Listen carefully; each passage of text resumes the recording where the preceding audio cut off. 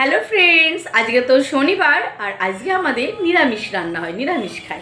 তো আমাদের ব্রেকফাস্ট হয়ে গেছে, এবার চলে এসেছি দেখো দুপুরের রান্নায়। তার মধ্যে আজকে একটা রেসিপি তোমাদের সাথে শেয়ার করার, জিনিসটাও তোমাদেরকে দেখাই। এই দেখো সজনের ফুল। হ্যাঁ, এগুলো দেশে গায়ে বলতে পারো, গ্রামের দিকে সবার বাড়িতেই মোটামুটি সজনে গাছ আছে।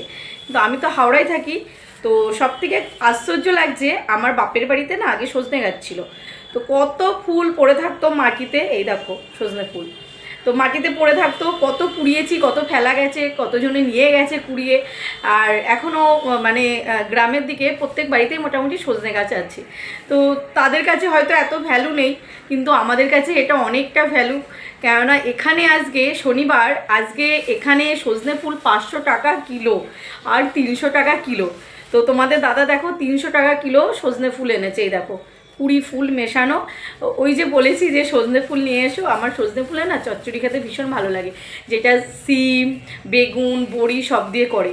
আর মাকে দেখতাম, আমার মা করতো সজনে ফুলের বড়া। তো আগে সজনে ফুলের বড়াটাই খেতাম, কিন্তু বিয়ে হয়ে আসার পর এখানে হাওড়াতে দেখি মানে সজনে ফুলের এই যে চচ্চড়ি যেটা করে, মানে এটা বরের থেকেই শেখা আমার বলতে পারো। তো আমার ভীষণ ভালো লাগে, মানে অনেক রান্নাই আমি আমার বরের থেকে শিখেছি, আবার আমার মায়ের থেকে শেখা, আবার যার যেটা ভালো লাগে তাদের থেকে শিখেছি। এই করেই কিন্তু আমার রান্নাবান্না শেখা। আর এখন বলতে পারো প্রত্যেকটা রান্নাই আমি করতে পারি, কিন্তু আগে কিছুই পারতাম না।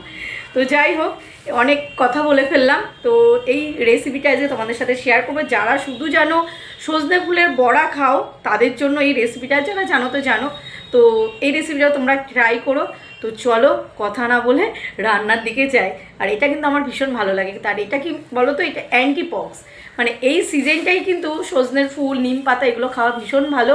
তো চলো রান্না করি আর তোমাদের সাথে শেয়ার করি, ঠিক আছে? এই দেখো এখানে নিয়ে নিয়েছি সজনের ফুল, এ দেখো ভালো করে ধুয়ে নিয়েছি।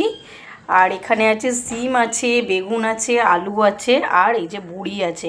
তো চলো রান্নাটা করে নিই। আর এই দেখো প্রথমেই আমি বড়িগুলোকে ভেজে নিচ্ছি।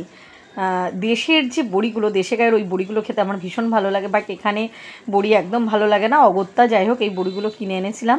তো বড়িগুলো ভেজে ওই তেলেই আর কি দিয়ে দিয়েছিলাম 5 ফোড়ন, আর আলু, সিম, বেগুন সবগুলো নুন হলুদ দিয়ে ভালো করে ভেজে নিচ্ছি।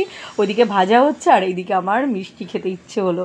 তো দেখো মিষ্টিগুলো আমি খাচ্ছি। এইগুলো মনে হয় ওই কড়া পাকের যেগুলো সরপুরিয়া টাইপের ওরম কিছু মিষ্টি, প্রচণ্ড ঘিয়ের স্মেল আসছিলো। যাই হোক চলো, খেতে ইচ্ছে হয়েছে, দুটো খেয়ে নিলাম। আমি ঠিক রান্না করতে করতে না এরকমই করি। আর এইদিকে দেখো সজনে ফুল আমি দিয়ে দিচ্ছি এবারে।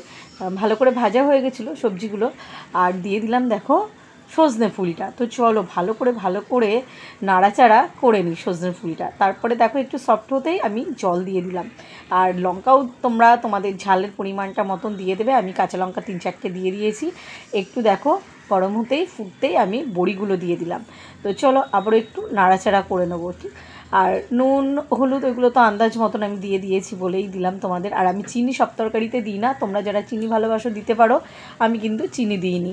তো দেখো আমার মোটামুটি সজনে ফুলটা কিন্তু হয়েই গেছে, সজনে ফুলের চচ্চড়িটা। একটুখানি জলটা মরে গেলেই আর তারপরে আমি বন্ধ করব। আর ওই দেখো ধনেপাতা দিয়ে দিলাম, ব্যাস আমার সজনে ফুলের চচ্চড়ি রেডি। আর এই রেসিপিটা তোমাদের কেমন লাগলো জানিও। গরম ভাতে কিন্তু জাস্ট অসাধারণ লাগে খেতে, আর মুখটাও কিন্তু ছেড়ে যায়। তো ভালো লাগলে কমেন্ট করে জানিও। টাটা।